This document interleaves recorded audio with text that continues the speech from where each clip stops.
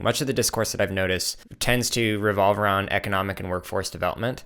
And I love that you're like, well, there's all these other areas that you can kind of align to or have impacts on and whatnot. And I think this is a great way of framing it, because if a district or a teacher or school or whatever is starting CS education and all they hear is people talking about jobs, jobs, jobs, workforce development, and then they see this and go, oh, but wait, there's actually more options for us rather than going down this very narrow pipeline that's geared towards one set of interests or impacts. So I really like the way that it was framed, and like, here are a bunch of different programs and here's how they kind of combine multiple things together and synthesize like 2 or 3 of these into something that works really well for the communities that they're working with. Yeah, and jobs is an important outcome for sure of education, but why should we be adding an entirely new discipline into our school systems purely so that a small subset of that population of those school going kids eventually enters that discipline or that sector? We don't teach English and English language arts so that everyone can become a novelist or a writer. We do it because it's a core mode of communication in society. We don't teach science so that everyone becomes a scientist. We do it because a citizen in society needs to be scientifically literate, and there's a mode of thinking and epistemology.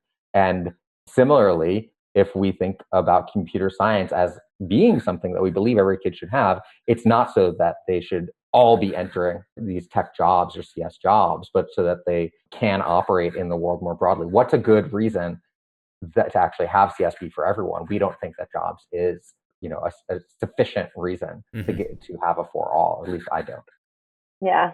And that was sort of, you'd asked us before, like, what inspired us to create this framework. That I think really was a core motivation.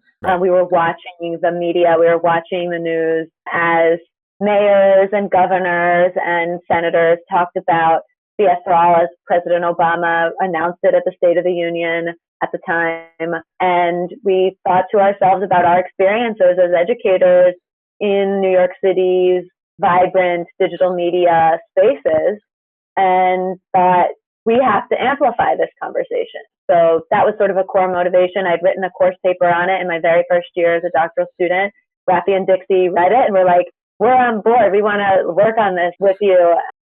And so that sort of led us to generate the framework. But the framework was not just the 3 of us, and that's something to really put a point on. It was developed through what Rafi and Dixie and their collaborators called a participatory knowledge building session. So we brought folks together from organizations in New York City that did digital media and CS work with kids, tool designers, policymakers at the New York City Department of Education, formal and informal educators. And we asked them that question that Rafi asked before of CS for what? Why should we teach CS to all kids? They gave us tons of different reasons that came from lots of different backgrounds and standpoints. And then we sort of synthesized them through the framework and did member checking at various moments through the process to make sure it was really speaking to community members. The framework was a labor of love of many, many people. This excerpt was from podcast number 21 of the CSK8 podcast, which was titled The CS Visions Framework, an Equity-Centered Computing Education with Rafi Santo and Sara Vogel. You can listen to the full episode as well as hundreds more by searching for the CSK8 podcast on your favorite podcast app.